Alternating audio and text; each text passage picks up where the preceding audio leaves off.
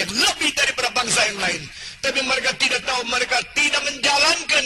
Akibatnya kebanggaan itu menjadi hal yang mempermalukan diri sendiri.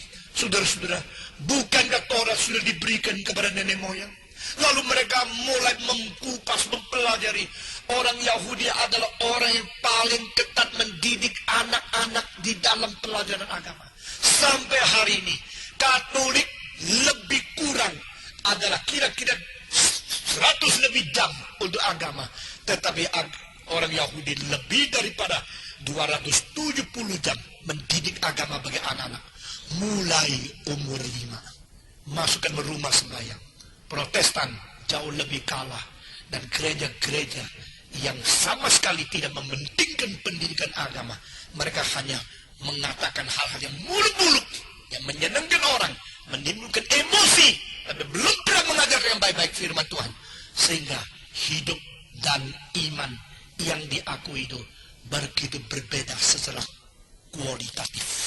Saudara-saudara sekalian, orang-orang Yahudi dari kecil dimasukkan ke sinagoge. Di bahasa Greka itu berarti rumah sembahyang.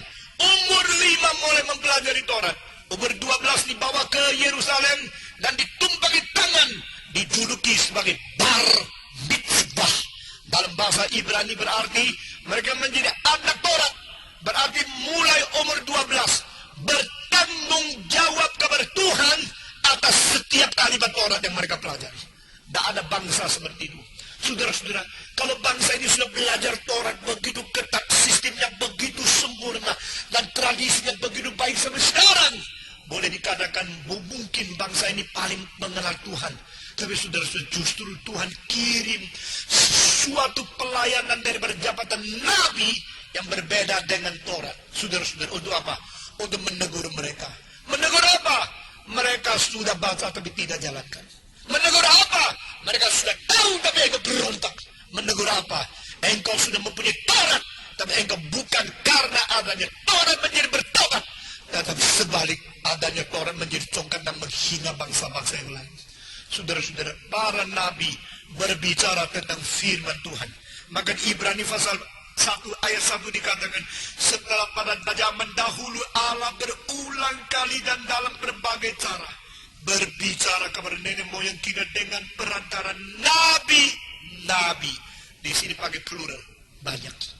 Setiap zaman ada nabi. Sampai pada terakhir Sakaria diberikan.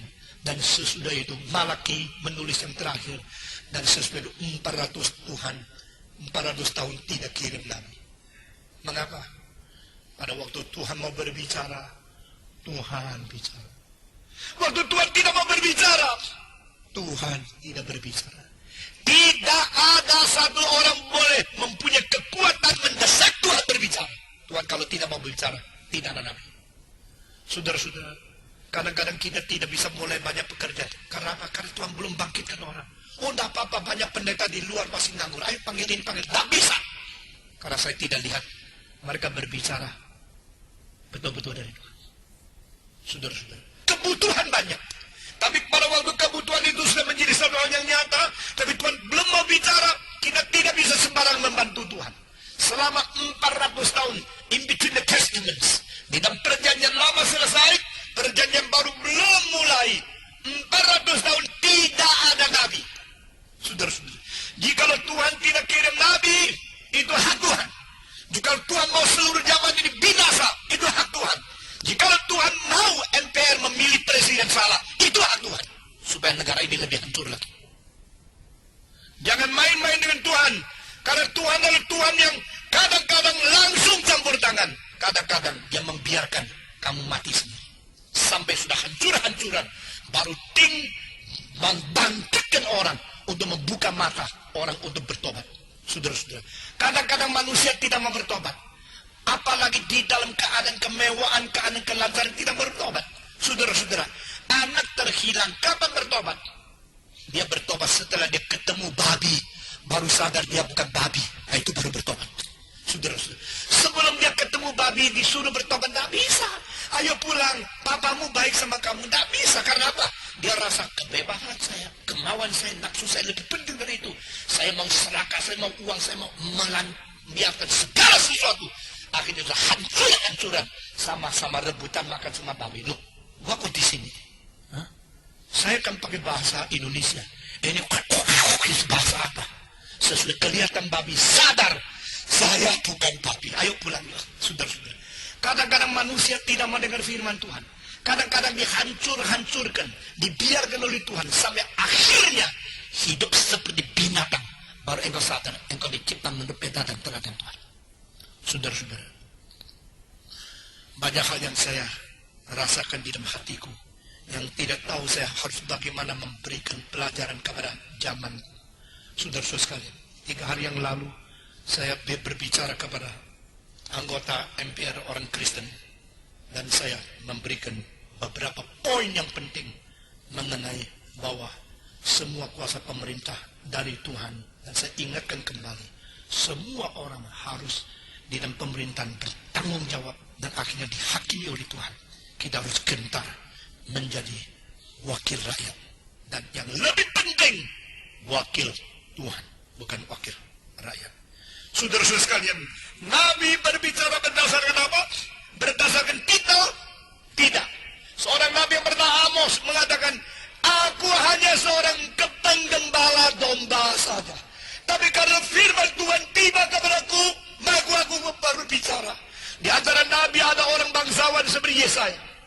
Dia ada seorang pangeran, seorang yang dekat dengan keluarga daripada famili raja. Di antara Nabi ada orang yang miskin seperti Amos, seorang penggembala domba saja. Di antara semua Nabi ada yang seperti Raja Daud, ada orang biasa, ada orang pemuda yang pintar, intelektual tinggi seperti Daniel, ada juga orang seperti Hezekiah yang biasa berada di tengah-tengah rakyat.